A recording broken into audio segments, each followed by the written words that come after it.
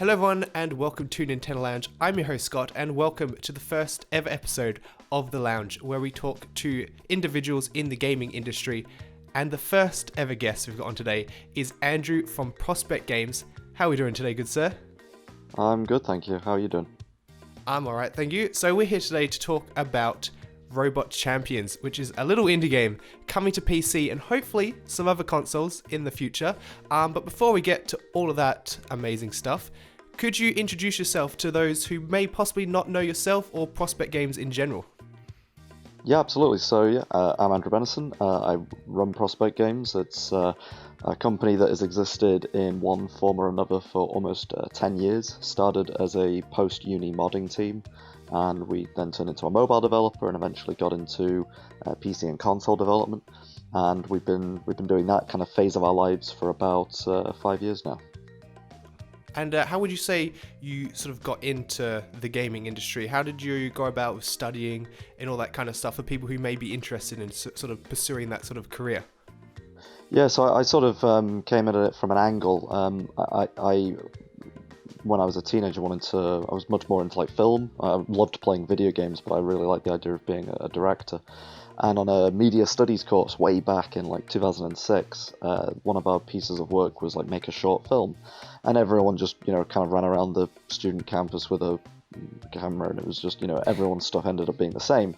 So I asked if I could do mine in a game engine, because back then Machinima wasn't a YouTube channel. It was a way of making films. So I made a little short film in Halo 2, did this like action chase sequence, which starts on foot and you end up in vehicles and lots of explosions, all that good stuff, and it did extremely well, and I really enjoyed doing it. But through the process, it made me think a lot more about how the games are made, because I spent a huge amount of time in engine not playing the game. So it gave me a chance just to sort of look around at things, and I noticed, items spawning and despawning and all this kind of stuff, and it made me think a lot more about like, oh, well, I really do love playing games, and it was fun playing around in a game. Maybe I'd like to make them. So I ended up on a university course that was just called Computer Video Games, where you do like everything, and from there discovered very quickly that I had a knack for designing, and probably a bigger and better knack for managing development teams, and that's sort of what put me on this track. That's very interesting to hear, because I've recently finished studying a media film related course, and I also, very similar, love like making little videos in games, little short films, but I've never thought about that sort of career path through film before. That's interesting to hear.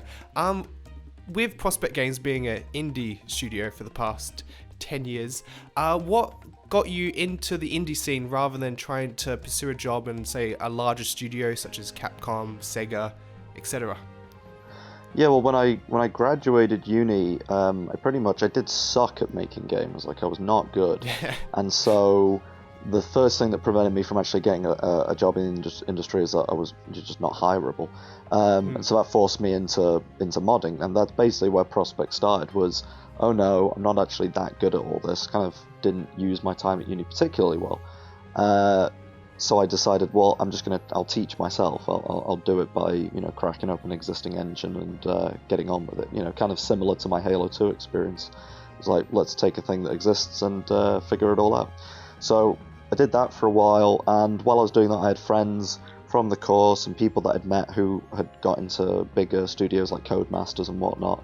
And then I ended up doing some freelance work for various places, and our sort of collective experiences, like all the stories I was hearing, all the experiences I was having, were all pretty much negative. It's like, I don't like this. And, by this point, it'd already been a couple of years since we'd left uni, and those days were all about working with 4 or 5 people tops, in a tiny room in our student accommodation, trying to make games and coming up with whatever we want. Like our third year project, we didn't even have a programmer, and we used Adventure Game Studio to make a point and click game, but we were huge fans of Cannibal, which had just come out.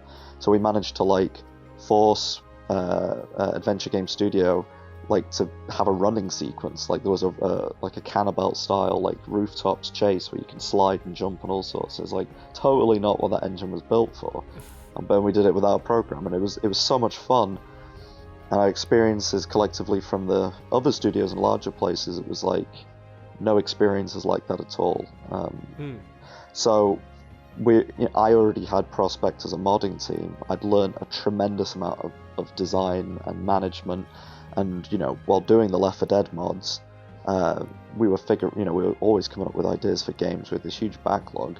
So a couple of us from uni, including myself, went, well, why don't we transition Prospect into a sort of, we didn't even consider an indie studio. It was just let's just keep doing that thing we're doing at uni, but hopefully make some dosh out of it. And I've been doing that for years, and I still don't really, despite how tough this has been, I still don't really ever do it. There's not a strong desire where it's like, oh man, I'd love to get into AAA. Like, it'd be cool working at a big studio if it's the right You just project, like having the creative control to do what you want and love, rather than being told by some executive on what you're making and have to do.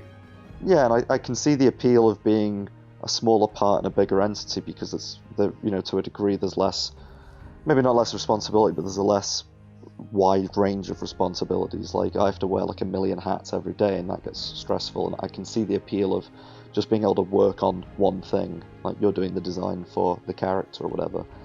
There's an appeal to that, but it's still not. I guess I'm not like a career path driven person where it's like, oh, I've got to go at this AAA studio and then I'll transition to this and yada yada. More just I want to make cool games, and whatever opportunity makes that happen, I'll take. So how exactly does a modding studio transition into making full-fledged games? What was the first idea that sprung to mind that goes, you know what? Enough modding, let's make something completely original from scratch. How did that come about? Well, in terms of actually forming a company, that part's the easy part. You just go on Company's House and, buy a company, buy a company name. So that part just is easy. Register the name, easy. Pretty much, and then, our setup was very, very indie, so we didn't need to, in the early days, acquire any kind of new, assets or anything. It's like we had, a couple of PCs and notepad and paper. It's all you need. In terms of what we decided to start doing, we focused on mobile first, because there was a sort of mobile, the mobile surge was happening in sort of the 2010s, early 2010s. It was really, really just exploding everywhere, and we felt like it would be easier making mobile games than, say, trying to jump straight into making like an Xbox game. Not that simple. There's unique challenges with mobile, and we had loads and loads and loads of ideas, but we ended up settling on a little game called Bypass that is literally just you control a little ship constantly flying forwards. You got to dodge blocks, collect circles, and the more circles you collect, the faster it goes. It has a sort of Tetris impending doom effect to it. Very, very simple game, but it was intentionally simple because we realized, like, with the modding, we'd spent like a year and a half trying to make this giant total conversion and had to end up shelving it because we realized we'd set our sights way too high. So with Bypass, it was like, okay, let's just do something extremely simple, because if we can't even accomplish that, then we need to, go find, we're going to go dig ditches or something more our speed. So we basically just tried to make a simple game, and it's like, ship it, sell it, go to some events, and that worked. It didn't, it wasn't a success financially or anything, but it was enough of a success where we were like, yeah, we can maybe start stepping things up a bit. You got the experience to move on to bigger and better things, including probably your breakout success being Unbox Newbies Adventure. Played it on Nintendo Switch, absolutely love it. A great little physics-based platformer open world game. What was the ideas behind this? What sort of got you into thinking, let's do a physics-based platformer with cubes? Yeah, so it's a sort of happy accident. So once Bypass had come out, we'd been saving up money for years, and we went and borrowed a load of money, did the whole friends and family thing, and we moved into a little apartment in Eccles, where the company is still based. And for about half a year, we tried to make various things. So initially, we did a game jam, or a kind of big game jam session where we came up with loads of games. And the thing that we were setting our sights on making was a game called Daedalus, which was going to be which we did build partially. It was a stealth drone game So it's like, imagine Metal Gear set in the future where you're this flying drone and you have to sneak around and steal USBs out of computers and hide behind boxes and all sorts of stuff. And it's all physics driven. So we loved it, but we just couldn't see a route to getting it done, because again, it was quite an ambitious idea. So we tinkered around with lots and lots of different concepts. There was one point where we started making a game called Falcons that was kind of like a cross between F-Zero and say F1, the game. Ooh. So I like the idea of this one. Yeah, so it's still an idea that I'd love to revisit at some point. It was like, let's do a sci-fi like anti-grav racer, but let's not have like missile lasers or boost pads. It would still be about like finding the racing line and using aerodynamics to your advantage and whatnot, but in a somewhat still arcadey fashion. What we built, I was happy with, but again, we were like, hang on, we're seriously for our second game gonna make like an We're F-Zero. gonna go this high already? Yeah, it's like no, it's not. That can't be it. So we ended 2014 kind of twiddling our thumbs, going, what the heck are we gonna do? And we did the Unreal Game Jam at Christmas as like literally last week of the year. Like, let's just play around. And the theme was what's in the box. And because we'd already been doing loads of kind of physicsy things, after about 4 or 5 hours, our lead designer Jack, he went off to his room. He came back with this little prototype of a box rolling around. When you click a button, it kind of it was like a Russian doll effect where another box would pop out the top, and so on and so forth. And you can make these big towers of boxes. And we thought, this is cute, and we changed it so there was like an impulse effect, because we were like, what if you become the next box that pops out the original box? So if you put an impulse effect, so it would be kind of funny. It's like you're popping out. And very quickly after we made that, we knocked together this little local multiplayer kind of it's like a Takeshi's Castle style obstacle course race thing, where it's like you just roll in a straight line. 4 of you just roll forwards and try jump over boxes and blocks and TNT and whatnot and get to the end.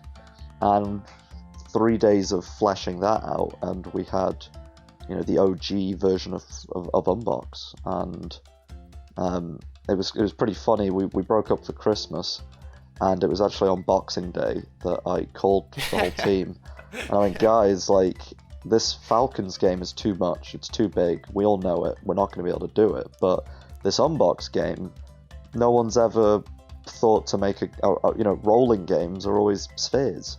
No one's ever thought to do something like this, and it's fun to play with your friends. It's kind of silly, but in a understandable way. Like, it's still it's effectively, we've made a platformer, and I'm a huge Mario Banjo fan, so it's like, I think we should do this, and everyone agreed. I can So definitely see on. the Banjo-Kazooie inspirations in there. And of course, it was your first game to get a physical release thanks to Merge Games. How was that to actually have one of your products in your hand, a little game disc or cartridge? How did that feel? Because I've had a lot of people ask me this question. They usually like front load it with like, it must have felt amazing, and honestly, like Unbox ended up being like Falcons, way too big.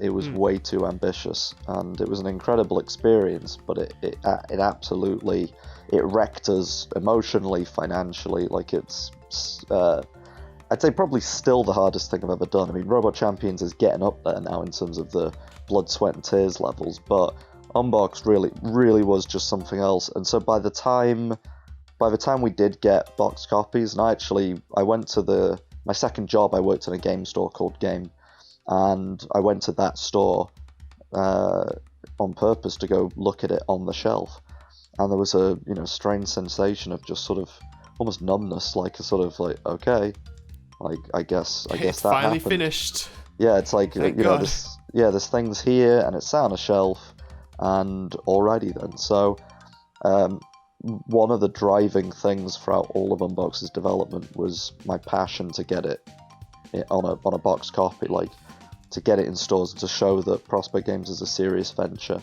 and to be able to go in Game and pick it up and all that kind of stuff. And it ended up being sort of just not particularly important, which was a surprise. I was surprised at the lack of feeling. That's slightly disappointing to hear. But a few years later, it came to the Nintendo Switch. But it's always interesting to hear about Switch development because it can always be rather troublesome. Because I know at the start, when the game originally came out, there were some issues with low resolutions and dodgy frame rates and all that kind of stuff. Was it difficult trying to get this higher res PS4, Xbox One, PC game over onto the Nintendo Switch with a sort of impressive physics engine? Well, that's the funny thing, because the Switch port was the easy part of the game. That was probably the easiest part. Yeah, it was probably the easiest part of the whole thing, but only because we'd done a lot of development on PC, and while we were developing on PC, we were waiting for dev kits for like Xbox, PlayStation. We still didn't have them until about 9-10 months in. And when we did the first builds on Xbox, PlayStation, we were predicting like, oh, it's probably going to run less than 30 FPS, but it'll be okay, because it was running so good on PCs. We've really optimized it well on PC, and we made the builds, and it was something like on PlayStation it ran at 5 FPS, and on Xbox it just didn't work. Well, that's a great start. Yeah, it was a horrifying moment where we realized like, oh god, we've built something which is not designed to work on the platforms that we expect to make all the money off of. So we ended up spending nine months straight easy just porting to Xbox, PlayStation. So the game was done, and it was just porting, and it was this horrible, laborious process of slowly, every week the game would improve by 1 FPS. The resolution would get ever so slightly better. And there was zero creativity. In fact, it was the opposite, because we were tearing the game apart and dropping texture sizes and reducing collisions and making all of these massive compromises to the artistic vision that we built and released on PC, rather to take a hacksaw to the whole thing. So it was this horrible experience, but it meant that once we got to the point where Nintendo announced the Switch, and then we got the dev kits pretty shortly afterwards, we were very lucky. Running on that, it actually ran okay to begin with. And yeah, when we got to launch, there were still issues, and that was pretty much just down to we were on the cusp of death, and it's like, we've got to get this game out. We need some money. Yeah, we need something. Unfortunately, we were able to improve the game and patch it, and it runs a lot better, and I think the Switch version is probably the most stable version of the game across the board. So it ended up being a little worse looking in terms of resolution compared to, say, PC. That's expected on a Switch, but it ended up being a more stable, optimized experience. So would you say Unbox sort of gave you guys a reality check on what you can and can't accomplish? Try not to put your expectations too high. You're like, all right, this is what we can't do, this is what we can do. Let's use our strengths to our advantage for Robot Champions. Was that sort of how you looked at it when you'd finished the game?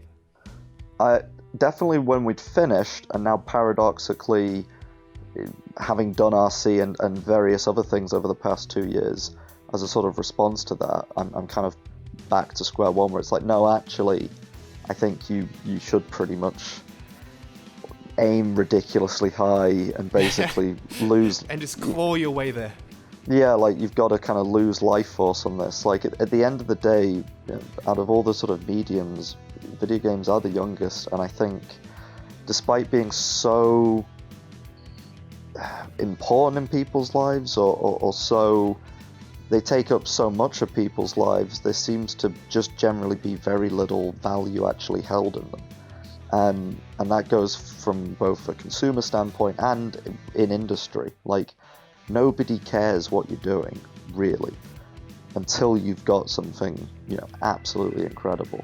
And so when people, with Unbox, it's like, it was absolutely, like, if you'd pitched that in a meeting, not built any of it and gone to investors and said, hey, I'm going to make this game, it's going to be about boxes, and it's going to be like a Mario game, but with, like, physics, and it's going to be weird. And it will have local multiplayer and no online multiplayer. Oh, and we're going to do boxed copies on, Switch and PlayStation. No, they'd look at you and go, that's absolutely mad. About 4 people are going to play it. No, that's what that's basically what everybody was saying. People look at me like, you're not doing that Falcons, the racing game. You're gonna do this box game, because they couldn't see the mental vision that I had.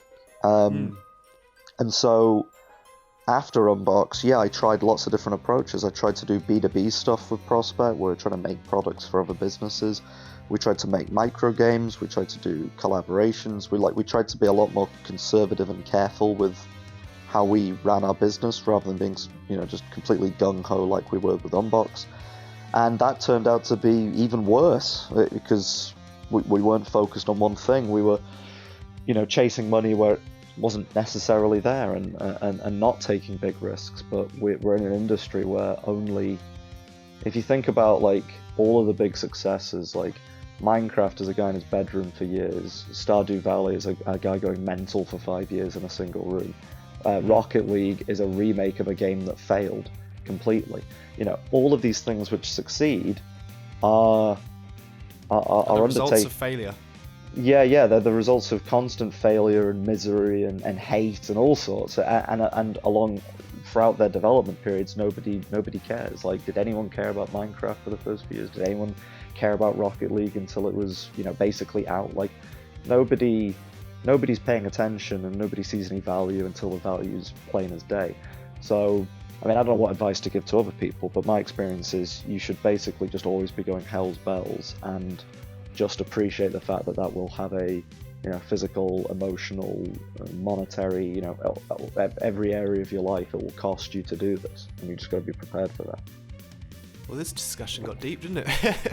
But one positive that definitely came out of this game was you used your physics-based knowledge from Unbox to create what is, without a doubt, going to be a much, much better, much polished game, being Robot Champions, now available to help fund on Kickstarter. Go do that now. What was your history with robot fighting? Were you a big Robot Wars fan growing up? Yeah, as a kid, I was a huge Robot Wars fan. I always wanted to, enter the show. Never did, unfortunately. But I loved watching it. In terms of how Robot Champions then came about, I'd sort of drifted away from robot combat. I've always liked it, but it wasn't like my passionate love. It wasn't the thing that I was always obsessed with. But our lead programmer Chris absolutely was and still is.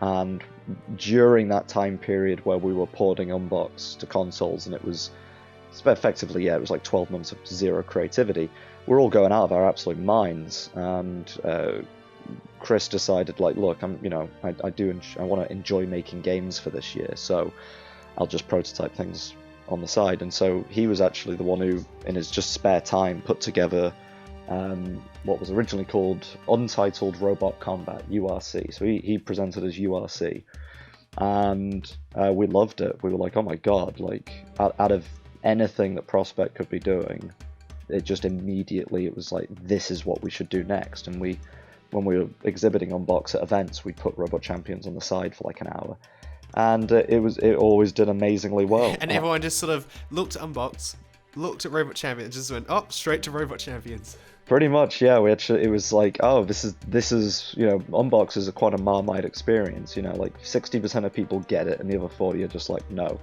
Whereas with RC, way more people are willing to, take a look and give it a try, and oh, this is novel. So it kind of really it started as like very much a passion project from Chris, just to stop himself going mental on Unbox, and then very quickly transitioned to like the whole team going, yeah, this has got to be what we do next, and Chris allowed us to do that. So with Robot Champions in its prototype stage, how long was that just sort of a passion project, just kind of, oh, this is a cool little thing? How long until you guys were like, okay, this is it, let's go full in on this, let's develop this into a proper game? How did that process come about? Yeah, so Chris came up with the he started doing the prototype about mid 2017 is when he first started tinkering. And you can see in our Kickstarter video, around the midpoint, there's a video of us playing. It says like Prospect playing the prototype, and that's like, I think, tail end of summer 2017. And there's some footage of that also on YouTube as well, isn't there? Yes, I don't know. I think we might have scrubbed most of that just to sort of clean things up. But But yeah, you can see a brief moment, and I'll upload the whole video of us doing the playtest session. I'll put that up on as a Kickstarter update sometime soon, because I want to talk more about the kind of history of things. But yeah, that was right before Unbox came out on Switch, so we were like right on the cusp of being effectively done. Oh wait, no, tail end of 2017. I'm trying to use my brain here. No, yeah, it was yeah. So Yes, what are they? Yeah, what's going on?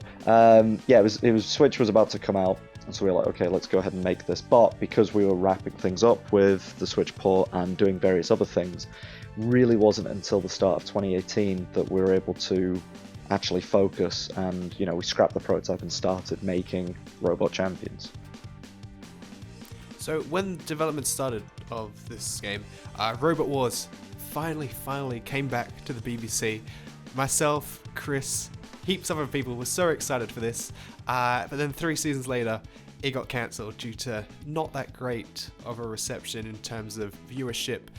When it got cancelled, did you guys have any doubts that the current mainstream appeal of a robot fighting game might not be there?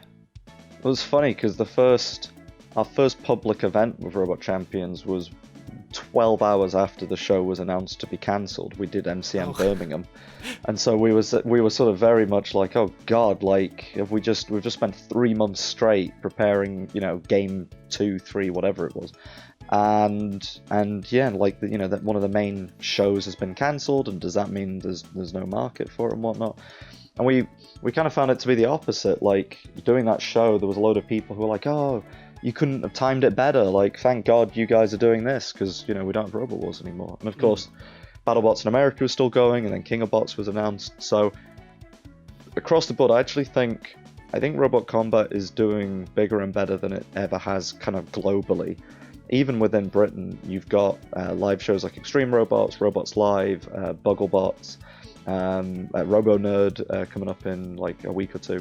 So there's a lot of activity, and it's like, okay, yeah, the original, the big show that kind of really kicked it all off, yeah, it doesn't exist, and is it ever coming back? Who knows? Probably not. But I think that's kind of a natural progression that at least the robot combat world needs to be able to sort of move on. Like, I feel like Robot Wars kind of holds things back in a certain way at this point. People put too much emphasis on it. It's like, no, there's so much, there's so much more stuff going on out there. And I think you don't need... I mean, this has been one of the surprising things, is usually when we demo the game, we say to people like, oh, remember Robot Wars, BattleBots? Yes, it's kind of like that, but like more silly. But when we say that to kids, like anyone who's under 15, we go, oh, do you remember Robot Wars? And they go, nope. They're like, what's that? And I realize, oh god, yeah, I mean, I'm old as hell now, because I grew up with Robot Wars, but these kids grew up, if you're 10, you were born in 2009. Well, you did not grow up. Yeah, so you didn't grow up with Robot Wars or anything like that. So a lot of the kind of older folks, people sort of my age, 30 and up, they like Robot Champions off the bat because it's nostalgic.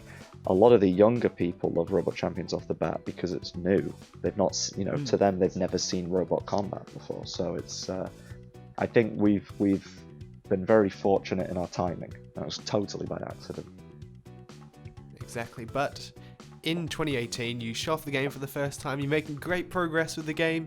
Everything's looking amazing, and then you hit a bit of a bump in the road. You lose a substantial amount of work. You have to go back to sort of square two, rebuild. Is there anything you can tell us about this and how that affected your team, and how challenging was it to get back to where you are today? Yeah, this is, as I've coined it, the incident, which many people on Discord people routinely refer to. Anyone has a question, why is this like this? People go, it's the incident. Don't bring it up. We don't talk about it.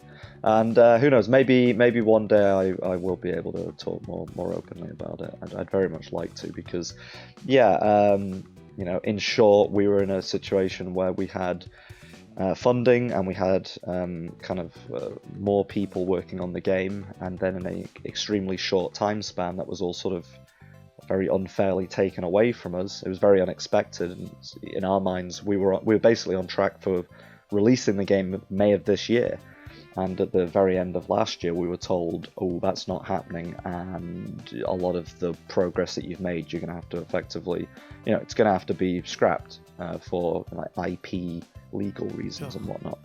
And that effectively that took everything. It took most of the game. It took my entire team.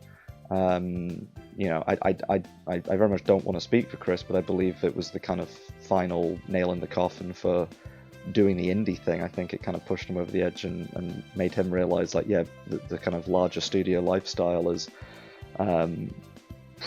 comparatively probably more manageable than this experience. And so, we it's a bit more stable. Yeah, absolutely, and it's like that can be a bit of an illusion, but at least in terms of what we've been through in Prospect for the past 2-3 years, it's been anything but stable. There's always something new around the corner. So we went from, within the span of like 2 weeks, we're coming out in May and it's going to be a PC multi-platform console, and we've got this full team and we're going to have marketing and we're doing boxed copies. It went from that to basically just me. For like a brief moment, I was the only person at Prospect, effectively, and that was had to completely rebuild.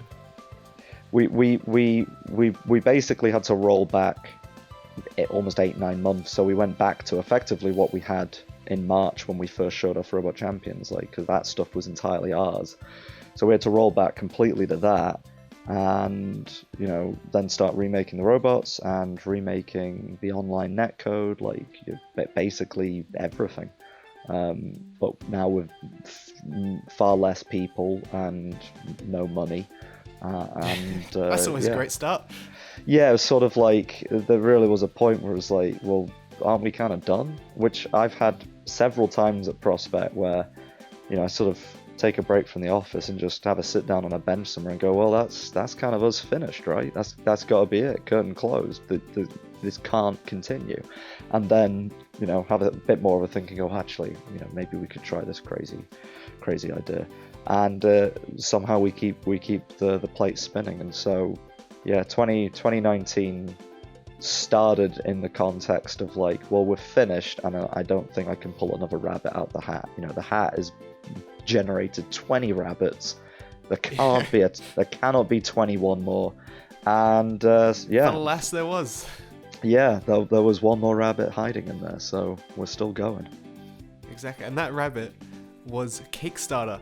Would you say the 2018 incident was the major contributor to deciding, you know what, screw all these big publishers, all the people with the big monies, let's go straight to the people, let's do what we want, let's do what they want, without anyone else telling us what to do? Was the Kickstarter the only sort of feasible way from that point on? Pretty much, because we actually have a number of publisher conversations ongoing. We've had several people interested in Robot Champions for a while, and I've now, having run Prospect as a business now for 6-7 years, I've been through many deals, publishing and straight up work for hire and all sorts of things. I've had many deals completely explode, and I'm biased, but I rarely think it's my fault. It's like, this is business, that bad things happen to you and you have to react to it. But it's sort of, I've been very burnt by these experiences. And so once the incident passed, there were a number of people who were like, well, hey, why don't you team up? You just team up and do it with us. But it's like, after coming out of a, effectively a, business relationship that had lasted almost a year, where there was a deep sense of betrayal within me, feeling like, I've been completely, I've been screwed on this by people I didn't think they'd do this to me. I didn't think this was possible. So coming out of that, it was like, right, I'm not against the idea of a publisher, but a publishing deal or an investment deal, anything, it's easier when the thing is basically finished. Like, if there's a top, bottom, left and right, beginning, middle and end to something, the conversation's a lot easier. But when things are kind of up in the air, like, how much money do you need? And it's like, oh, well, I don't know, because we've got an entire game to make. And when's it going to be done by? How many features? How many individual robots? That's when the conversations become harder. And of course, people who are offering you money then go, well, because the risk is clearly elevated, we're going to take more. And coming out of a business relationship where I've been horrifically burned, I went, no, I don't know if I feel comfortable getting new people involved who want everything. So our logic was, let's do what we can. Let's see if we can even get it to the point where it's worthy of a Kickstarter. If it is, we'll do that. And then at that point, we're going to have the details are going to be a lot more locked down. Like, we're going to know how big's the game going to be. We're going to know what the market value proposition is, and then we can have conversations with publishers. So we're not ruling out any kind of a deal at the moment, but we are very much focused on, let's see how much we can do off of our own backs first, and with the community supporting us before we sign another contract from hell. Exactly. You and the publisher want to be as confident as possible in the product. Yeah, and trust one another. It's the part that wasn't really taught at uni, that and that a lot of, weirdly enough, a lot of kind of business courses and whatnot don't really talk much about, is the human side of it. That it isn't actually all about the contracts. It isn't about the paperwork, and it's important. It's a necessity that you get that stuff done. But it's all for naught if there's no trust, or if the people that you're working with decide, hey, we're going to change the plan, and you go, what about this is what the contract says. You got to do what the contract says, because that's it's like laws and rules and stuff. And they go, nah, what are you going to do about it? And it's like, oh yeah, good point. What am I actually going to do about it? I can't challenge you to a duel. I can't take you to court because I'm an indie with no cash. So it's the kind of trust and human relationship side of business, I think, is by far the most important. Like, if you don't have that, you will fail. Doesn't matter if you've got the tech, or you've got people with really good skills, or you've got loads of money. It's like, if the people involved in the structure don't fundamentally trust one another and can rely on one another, it's definitely going to fail. Onto some lighter discussions. So Unbox Newbies Adventure, you kind of go for sort of a parallel between some cartoony, colourful boxes and a sort of realistic looking environments. But with Robot Champions, you've completely changed it up. You've gone for a completely stylized look. Was there any sort of games you looked to in inspiration, or other media you looked at and you was like, yes, this is what we want our style to look like, this is how we want it to sound, look, feel, anything like that? Yeah, there was, despite the current aesthetics, there was actually very little influence from games like Rocket League. I think Rocket League inspired us a lot in terms That's of surprising. it's more from a kind of the kind of underlying design mechanics systems and the simplicity of the menus and whatnot. That's been a much bigger informer for us. But in terms of the visuals, and I've actually, the name has dropped out of my head. I think it's called Hardware, I think is the game. It's basically a PlayStation like kind of tank vehicle fighting game.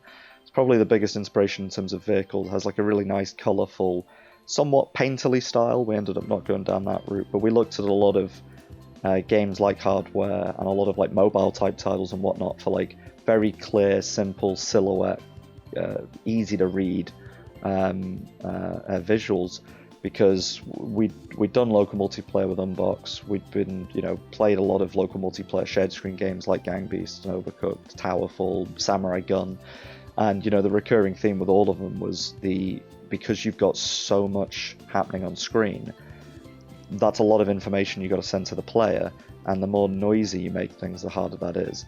And so those kind of experiences kind of taught us and showed us, like, look, you've got to go for something that's like clean and colorful, because that's going to transmit information a lot easier.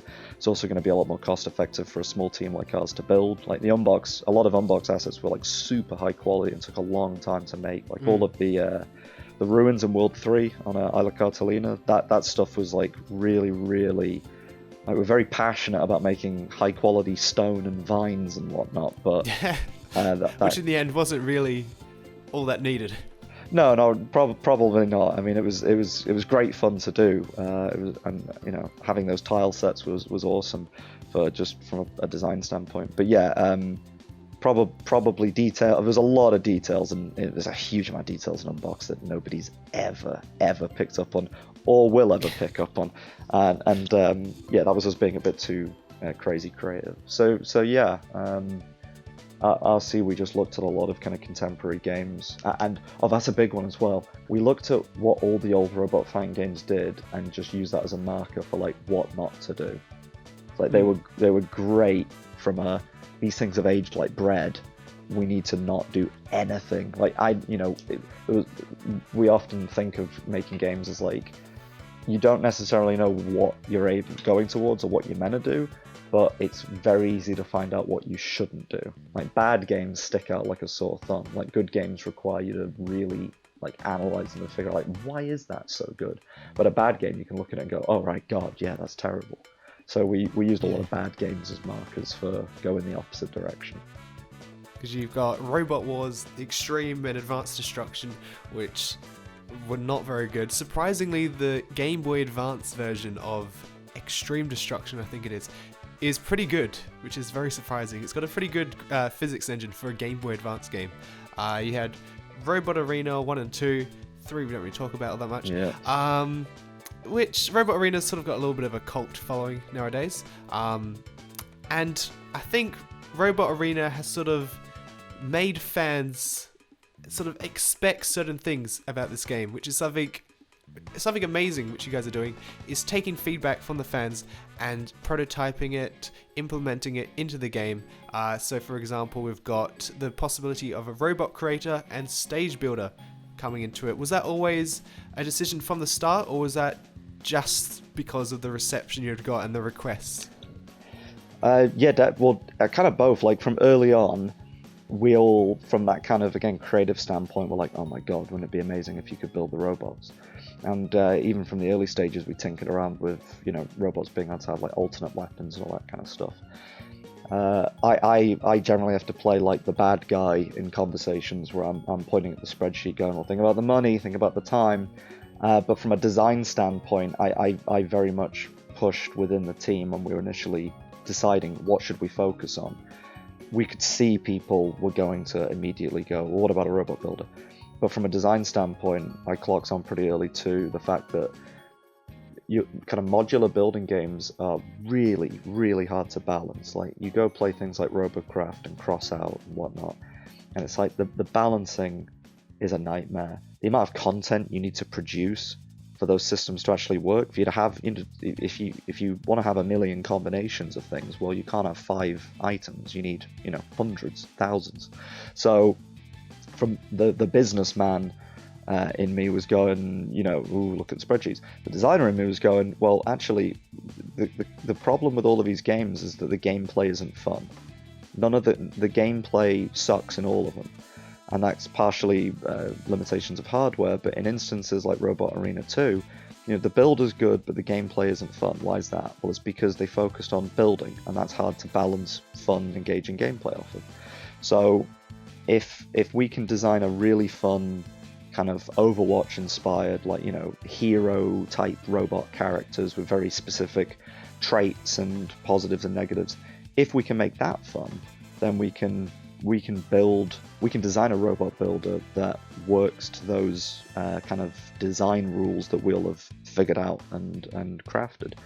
And that was the conversation we had about a year and a half, almost 2 years ago, and it turns out it was correct. Like, because we now have gameplay that's very engaging, and we are steadily figuring out how to make that robot builder work in a way that's conducive to our team size, the kind of gameplay that we have, the design rules that we've set, and everything else. So it's something where naturally people want it, and fortunately we've been thinking about it for a very long time, so we know what to say and we know what to do next.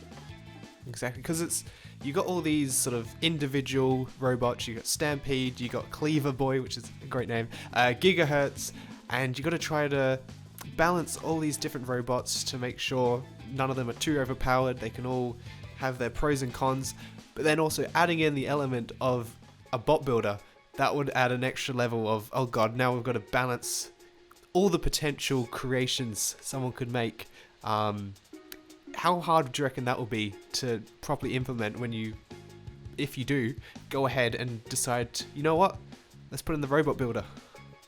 Yeah, I mean, I have no doubt it's never going to be easy and it's never going to be perfect, and there'll always be people who can figure out how to sort of cheese it and make that thing which is, you know, ridiculously powerful. I mean, like the things like Extreme Destruction, Arena of Destruction, we are figuring out like limitation systems, so like you can't just cover it in a million weapons, and for example, like we've been at the moment our robots are very kind of one weapon focused. And one of the rule sets we've been thinking about applying for future robots is if a robot has more than one weapon, its primary will be damageable but never breakable. If it has secondary or tertiary weapons, those will be damageable and breakable. Oh.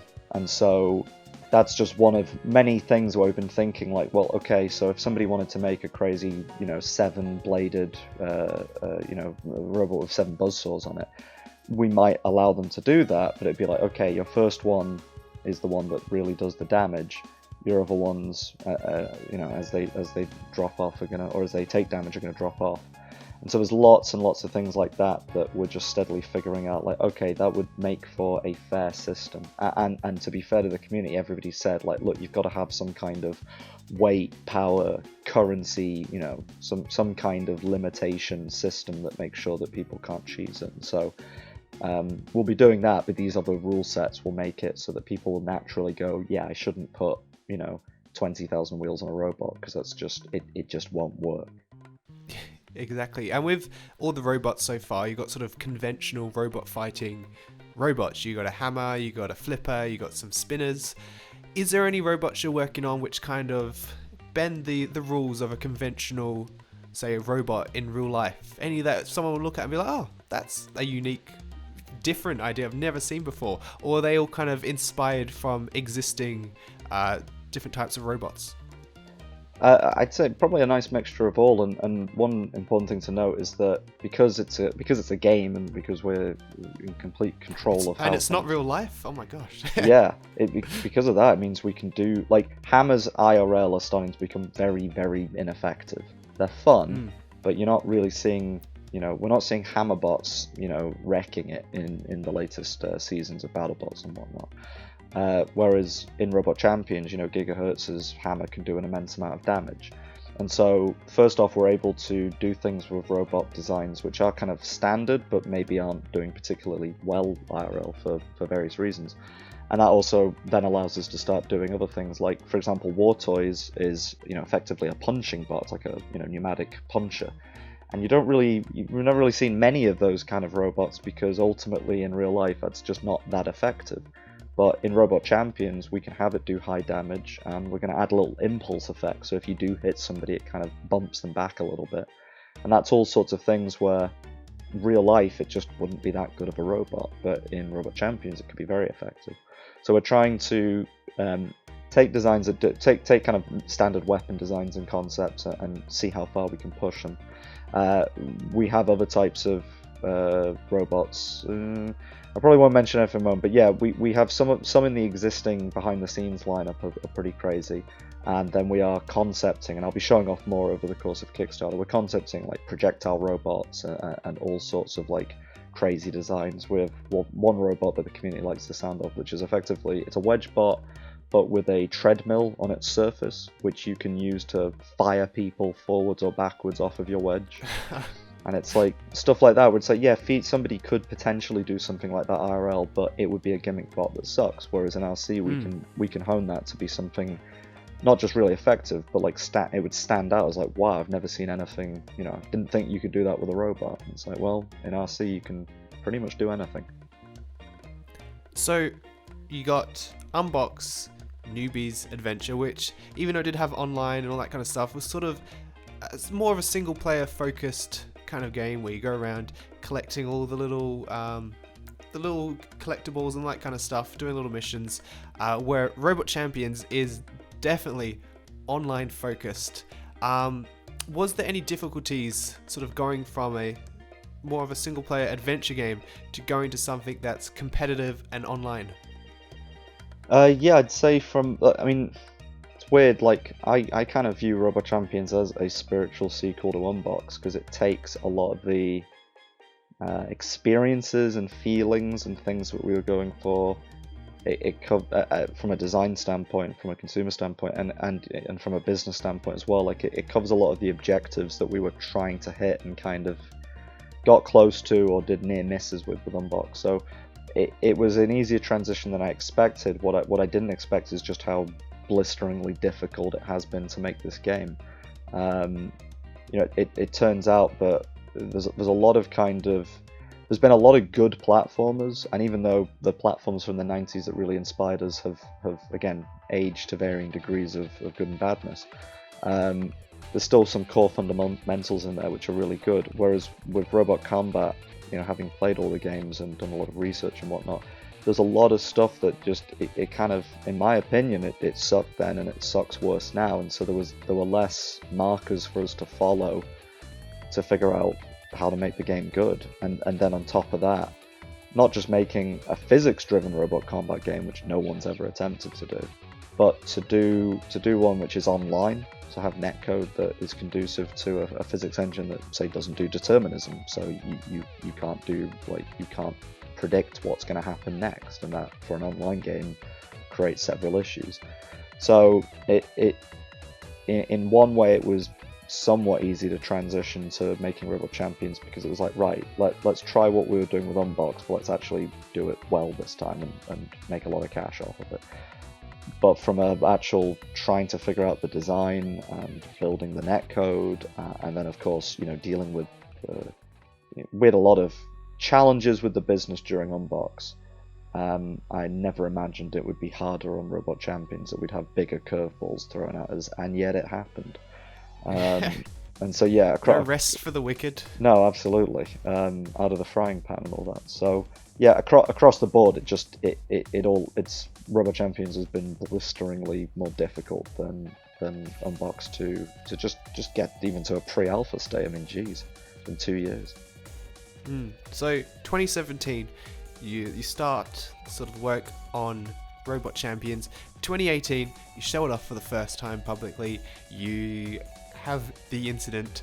2019, you get back on your feet, get the Kickstarter out, which is doing pretty well so far.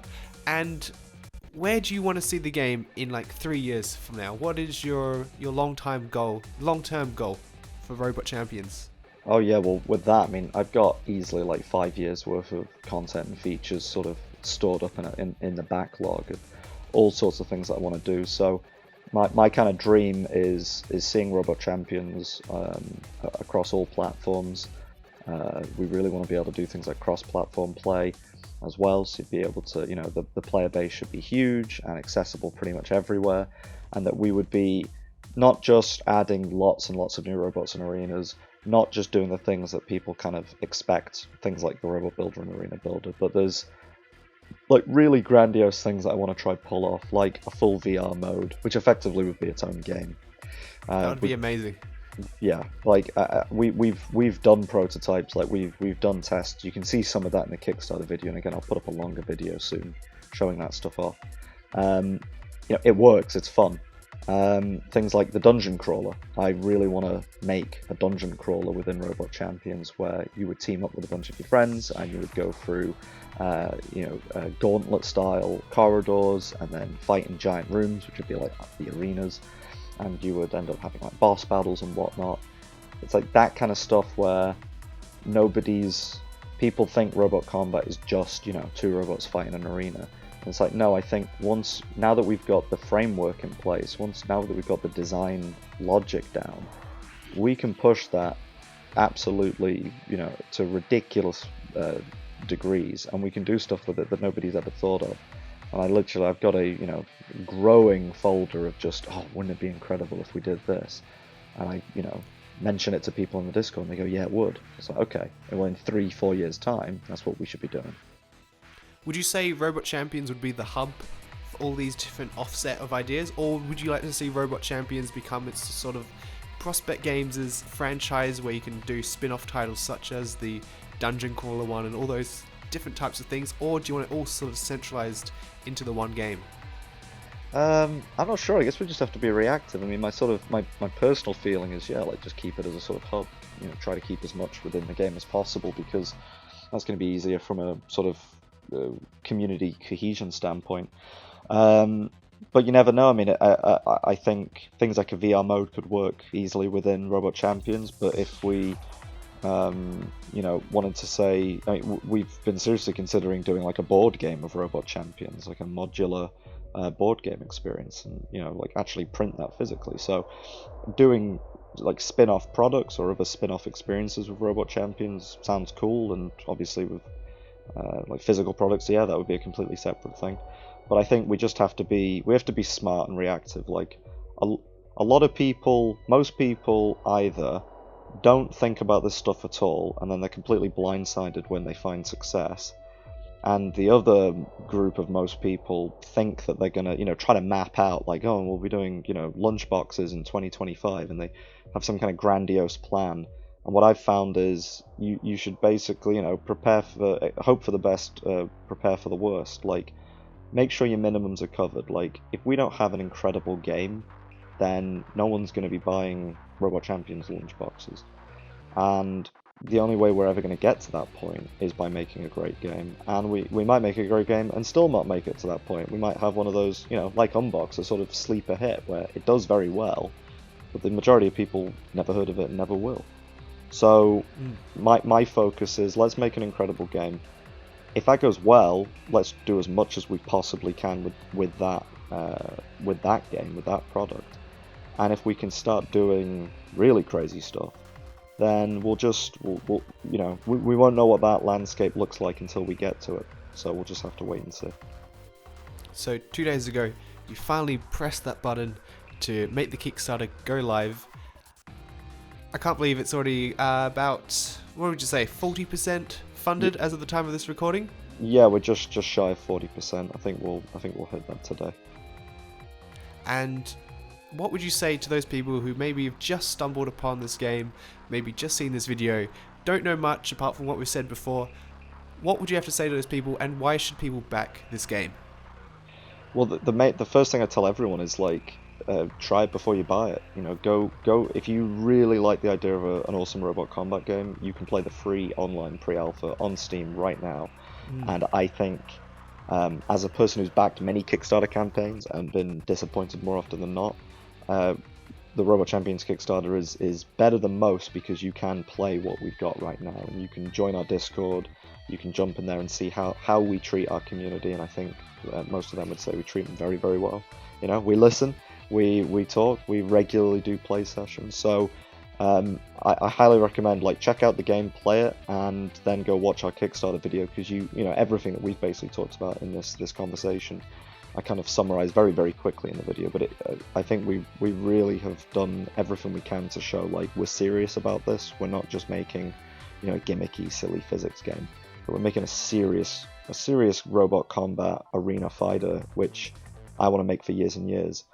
And we have been put in a really, really difficult position. And if you like the idea of what we're doing, and you want to support a small creator that wants to maintain control over their projects and not have other outside elements come in and mess with us, then kicking as a pledge would be massively appreciated. It goes a long way to getting Robot Champions finished. Yeah, I would say definitely check it out on Steam. Rarely ever seen this before, where a Kickstarter has a little demo on Steam to play, especially such a meaty demo as Robot Champions. You can play online on it already. There's multiple arenas, multiple robots, not characters, to play as. Check it out if you're ever interested. Give it a look, and then head over to the Kickstarter. Give it some money. I would never have thought that one of my most anticipated games of all time at the moment would be a small little indie game over all these big AAA games. But here we are. Andrew, thank you very much for chatting with me today. It's been an absolute honour. I hope the rest of the development goes much better than it has in the past. And we'll see you on the other side. Absolutely. Thanks for having me.